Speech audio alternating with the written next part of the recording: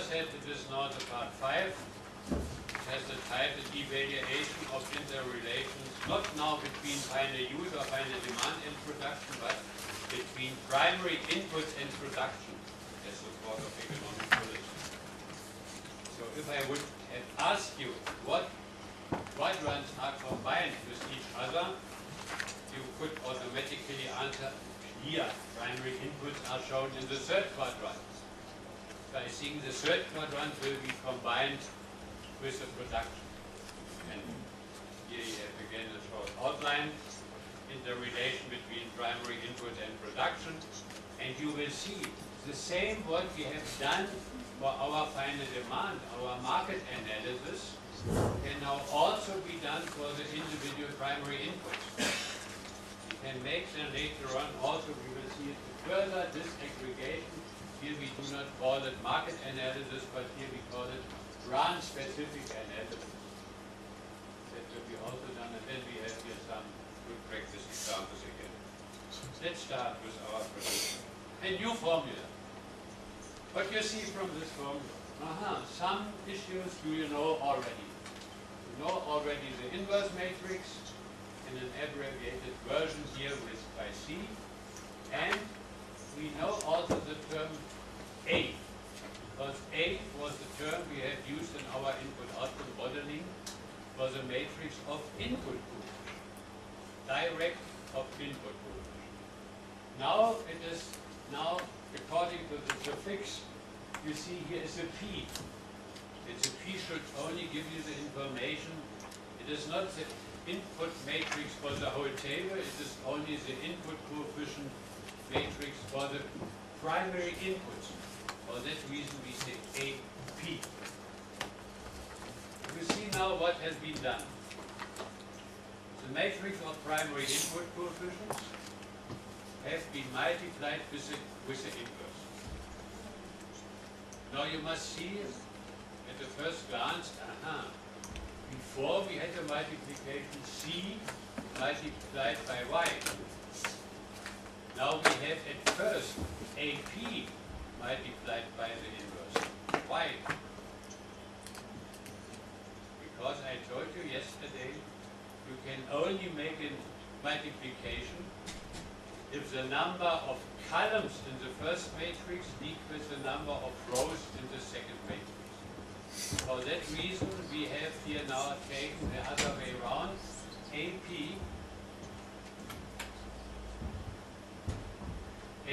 is a matrix that has 5, I think how many components we have primary input? I think 5 primary input, 5 rows, but we have again 20 columns. And we have the inverse also with 20 by 20. So we can make the calculation. Because we call it, I think, in mathematics, the inner product. The inner product will be the same. 20 columns in the first matrix and 20 rows in the second matrix. And you can combine both matrices. For that reason, don't be surprised that the first formula shows us C multiplied by Y, and the second shows us now AP multiplied by C. The resultant matrix F, I think I have called it F so that it can be distinguished from the other one, shows the connection between industrial output or the original inducing final demand categories and primary input. In other words, it indicates for each industry the component of primary inputs contained in one unit of production. First, you can remember, I told you yesterday that Karl Marx always said intermediate inputs also need to be produced by inputs of capital and labor.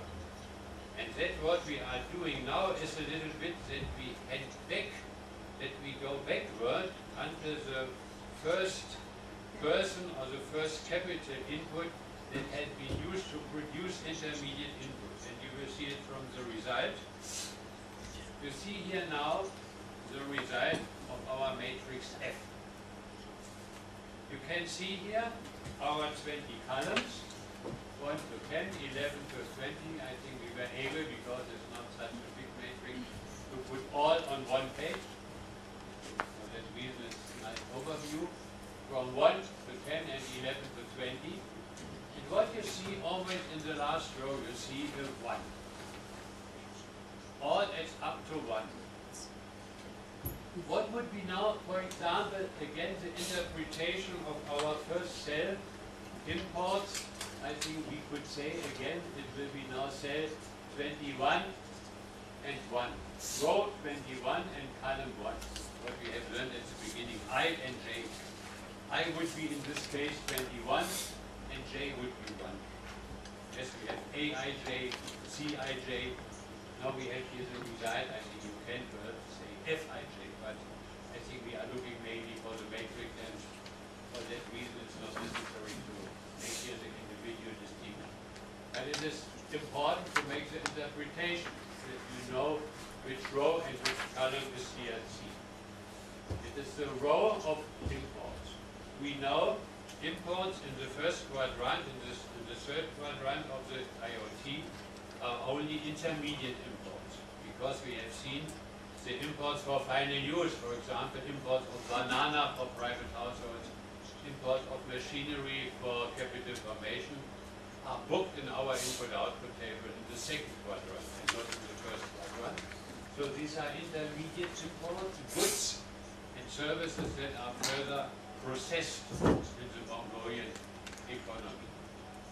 So we see here the amount 0 point, or it should be point, you see the point, but it should be the point 1646. What means it? Agriculture needs finally of all the intermediate imports about, if you say it again in percentage, 16% of the overall. But I think we would say here, if you have a demand for 100 of agriculture, the agriculture needs intermediate import of the amount 16.46. Or if you make it for 1 unit, the demand for agriculture will be increased by 1 unit, then we need 0.16 units to satisfy the demand of products of agriculture. If you go back to our basic table, I believe you can do it. I have here a problem because I cannot go back to all the individual files we had before. So my lady, I change now for a moment the microphone.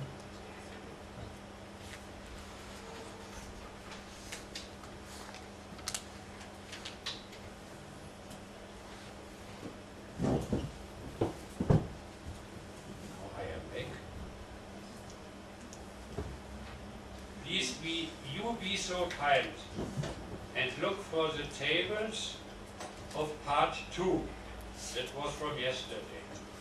Please look to your files and find out the table for input coefficient. It was in part 2. The title of the presentation was Identification of Strategically Most Important Industries. And it was page number 8. Page number 8 of part 2.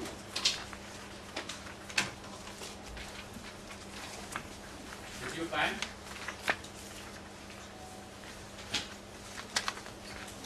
That's always a problem if you have individual slides and you have not on the backboard all the connectors which you can show what I can do at university, because then I have only the specific issue and have not the whole amount of input-output part. Again, I repeat, it will be part 2 and it will be page 8 on part 2. And there you find a matrix of input coefficient. We express the input coefficient by percentages. So you see in the first row and the first column the number 11.6. 11.6. Try to find it. Okay. Some have said that they have found it. If you look to row number 21 in this input coefficient matrix, you find a figure in the first column, and this figure will be 12.1. You have it? In this matrix here, again, it is in percentages, but you know, if we divide it by 100, we get 0.12. And now, that's the point what I want to show you. Here we have at the same place in this matrix the 0.16. Aha. So if our total induced intermediate imports are 0.16 and our direct intermediate input coefficients was 0.12, the difference might be, look to the blackboard, indirect effects. So you see the one, I think the data here, 0.16 is the total primary input attributed to one unit. And are the total, why? Because we have combined it with the inverse matrix. And if you compare it with the direct input coefficient for primary inputs, you get as difference the indirect effect. So what has here done? All intermediate transactions in the first part of our input-output table are expressed by the inverse matrix. The inverse matrix has been multiplied with the AP, with our direct primary inputs, and we could derive in all cells here the total primary inputs that were needed. So I think the same what we have done with our final demand. We have said we took the intermediate inputs and transposed them to final use. Now we are using the same intermediate inputs, but we transpose them to primary inputs. Because we say every intermediate good has been produced also with the input of primary inputs. So it is a transformation, not the way from the first quadrant to the second, but from the first quadrant to the third one. So all coefficients that are shown here cover direct input coefficient for primary inputs and indirect primary inputs. And both together comes up with the total.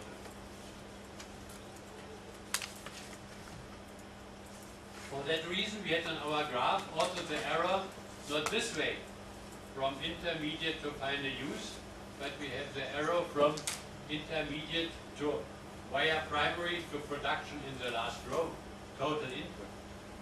So I think at the end of this lecture we will again write two formulas on the other file, on the other arrow we had in our graph. So I think let's take another example. We look for compensation of employees. We look for compensation of employees. We have for manufacturing here an amount of 0.11. Or if we say 100, then it would be 11 units. 11 units of compensation of employees are directly and indirectly necessary to satisfy the demand of 100 for manufacturing. I often like more, I think the 100, because I think for me it's easier to understand only if I say it is increased by 1 unit. But the background is that in the modeling, all is referred to 1 additional unit. For that reason, all the coefficients end up here to 1. But we've seen from the input coefficient matrix, you can multiply it without any problem with 100 and you get 100%. Let's come back to our manufacturing. If the demand in Mongolia for products of manufacturing will be increased by 100 units, the sector manufacturing has to contribute directly and indirectly with paying compensation of employees in the Mongolian economy by 11. Now again, let's go back to our matrix of input coefficient. We look now in the same row. Row will be row 23, column will be 3. In this table again, our matrix of input coefficient, we look for row 23 and for column 3. What is shown in this cell? There is shown the figure of the number 5.5. 5.5. Aha. And here instead of 5, here I think if we make it the other way around, it will be here then divided by 100, then it will be 0.05. And here you see we have 0.11. That means, should you build again the difference between 0.11 and 0.05, you get a difference of 0.06 units. That means all the other sectors that are contributing with the intermediate goods to the production of manufacturing have also invested primary inputs, and all the other have contributed to this satisfaction by 0.06 units compensation of employees.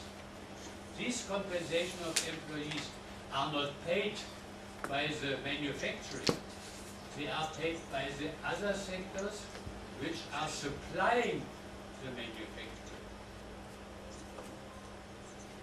I come back to the issue that I showed you yesterday.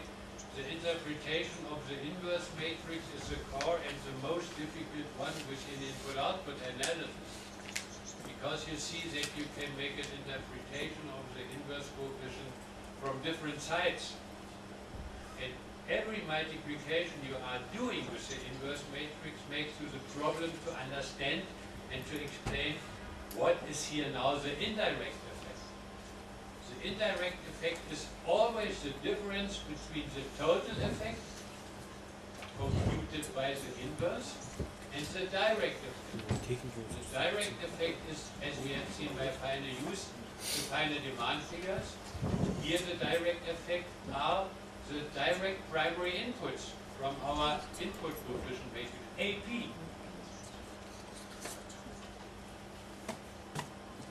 I know it is difficult, what I have not explained, but it's the only way. I tried to repeat it, I tried to explain it.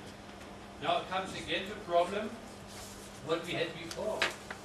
From this one, what I have just here mentioned, I can only see imports that are needed here by agriculture directly and indirectly, and here compensation of employees that has been paid in manufacturing, that was the direct part, and the difference of 0.06 indirect part in the other branches.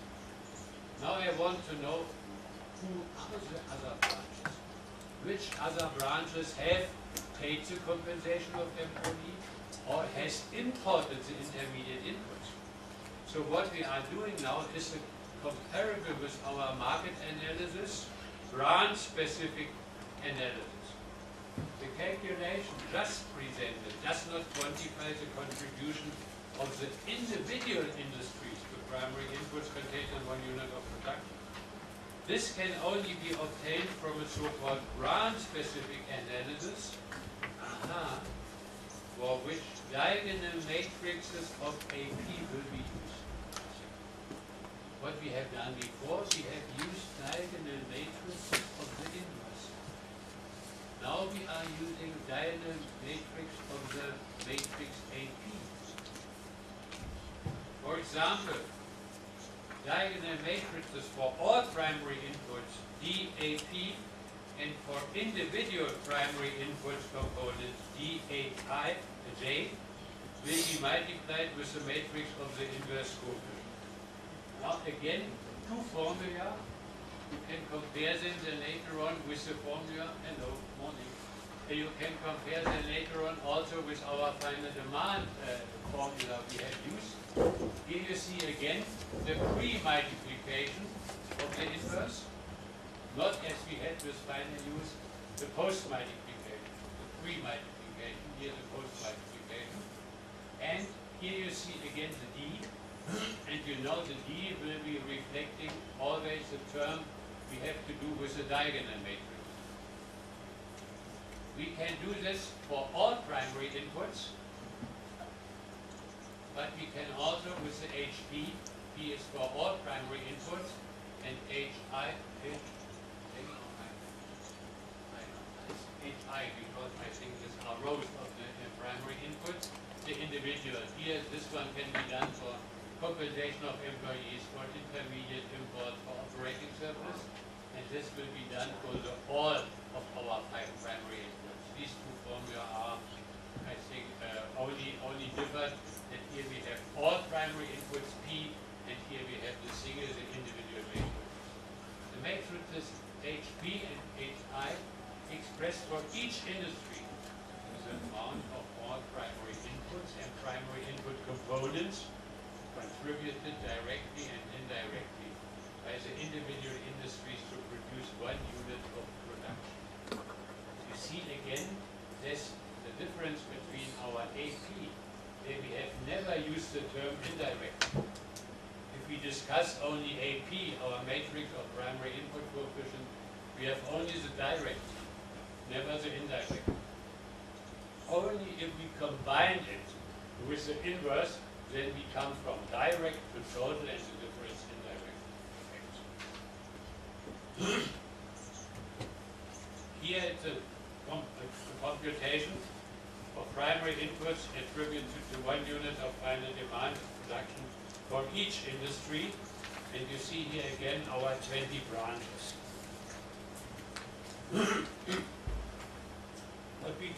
What is the difference? I go back.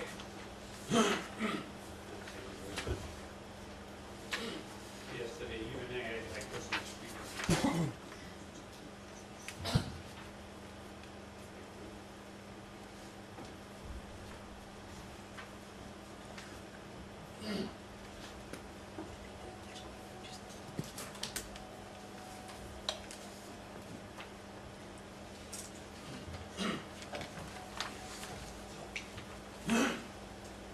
This is for all primary input, the last row.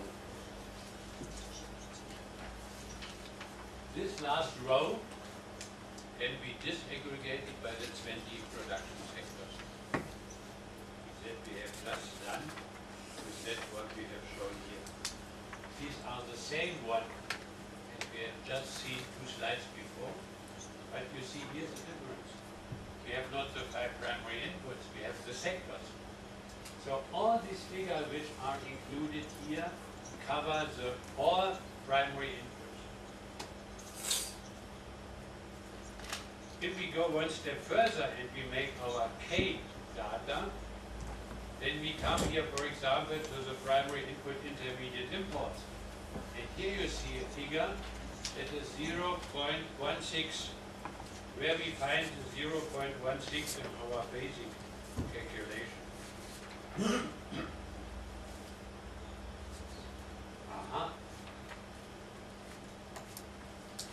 So this figure is split up by 20 production sectors to show you what sectors were involved when supplying the intermediate inputs for agriculture. Let's look for the split up of our 0.11 to 8. We made a branch-specific analysis.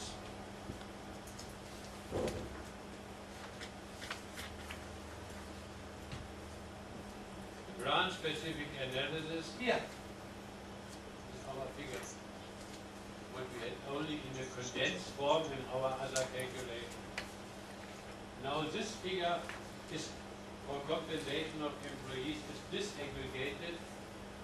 Which of the 20 sectors has contributed to the total figure for compensation of employees of manufacturing? And we can see here the sectors that are mostly involved with paying compensation of employees will be here, you can see it, manufacturing itself, and then the wholesale. You see that is here the biggest figure in our column. Here now the manufacturing itself, because I think it's a very important issue, because I have here only manufacturing condensed to one sector. If you go now to the detail table of the NSO, you will find about 10 to 15 individual manufacturing industries, food, textile, and so on and so on. I have only aggregated all of them. So you see it is like the other way round, as we have seen from our other computation with the final demand. We said what was in use, what was due to final demand. We multiplied it with the inverse and we got the total in use production. We deducted from our input-output table the absolute figures directly and got the indirect effect. Here we want to know what happens if the demand will be changing on the area of primary inputs. And we know if the primary inputs will change, I think the demand for the goods will be better. Start with the headline. If here the demand for these goods will be changed, what will be the effect on the total intermediate imports? What will be the effect in Mongolia on compensation of employees? And not only a total, an aggregate figure, but we want to know which of the 20 sectors are involved. And if we have the same for a matrix with 32 sectors, or as a maximum with 55 sectors, we have a very detailed picture about the flows of compensation of employees in your country. So I think it is an excellent procedure, an excellent method or approach here to bring back the in-use primary inputs to the sectors that where it has been in use. Who has contributed to that?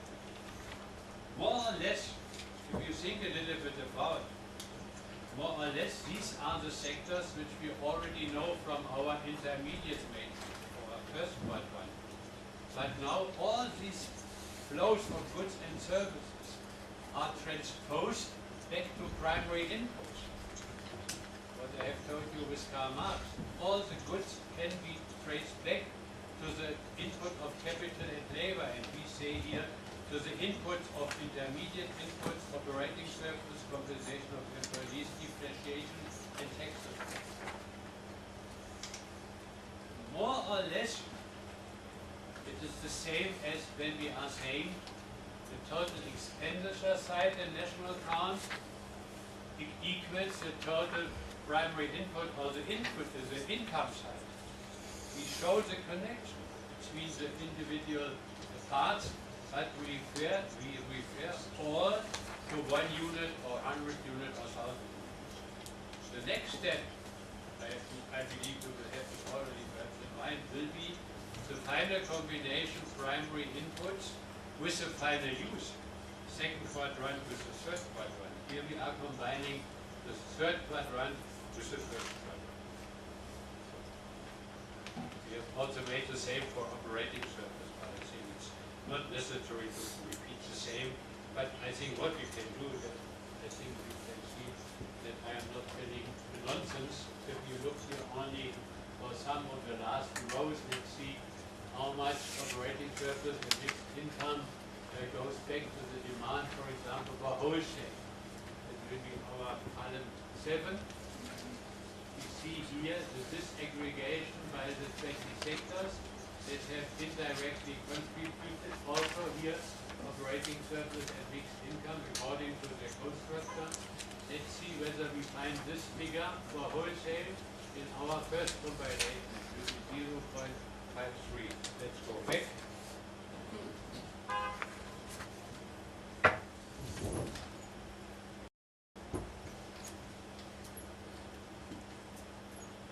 Yes, here, wholesale. Yeah. There's wholesale. Is that the thing? You see that both compilations belong to each other. They are belonging together. You can also go ahead the other way. If you are more interested in the branch-specific analysis, you start with the branch one, taking from the primary input coefficient and write down the diagonal for intermediate input coefficient, on the diagonal for operating surplus.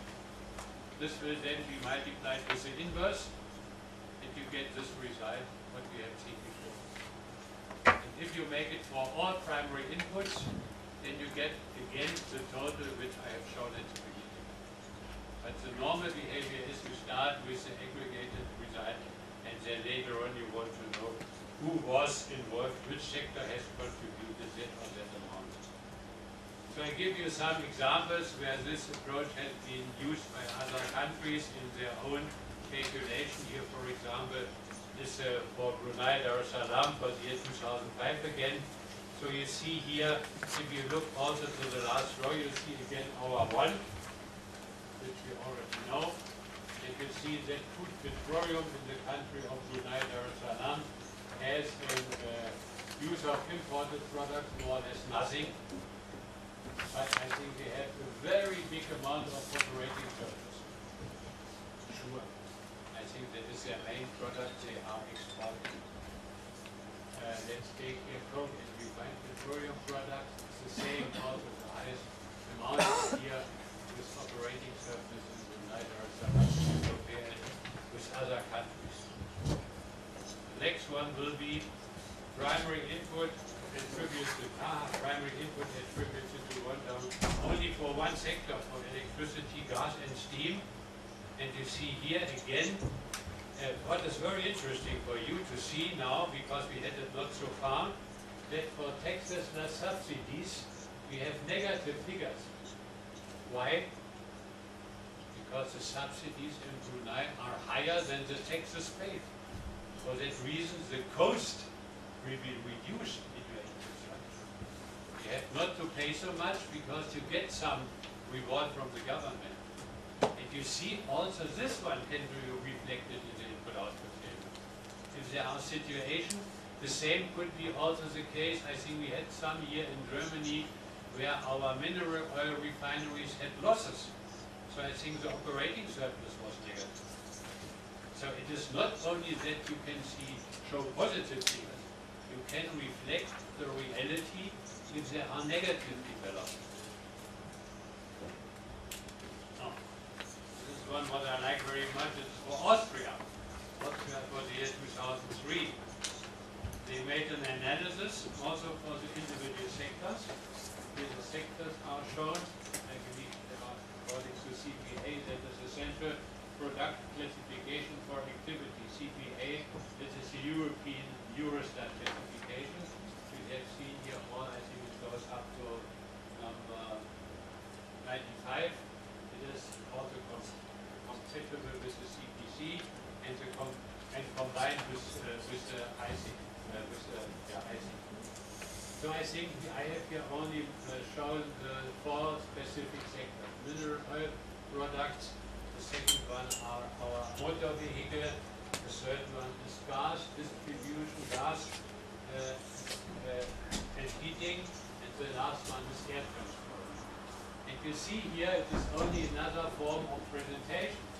What I do not know, Susanna has also made in her thick book now for the publication, that you can also show graphically the amount of direct and the amount of indirect induced coefficient. And you see here, very little. I think the right means, I think the first one are shown, I think the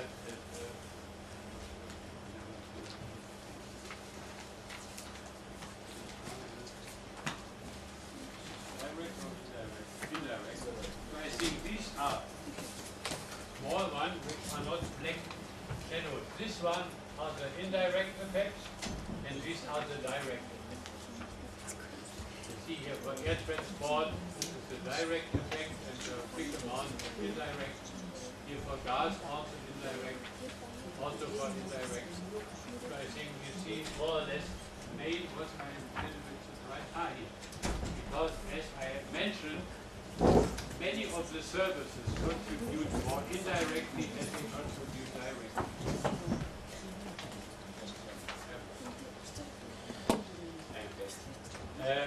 So you see here that I have here some examples where the direct is lower than the indirect induced effect, which has to do with the services part. Now I think that was this contribution. I believe now be so kind and go back to our graph at the beginning of the last paper. Go back to the graph of the last paper.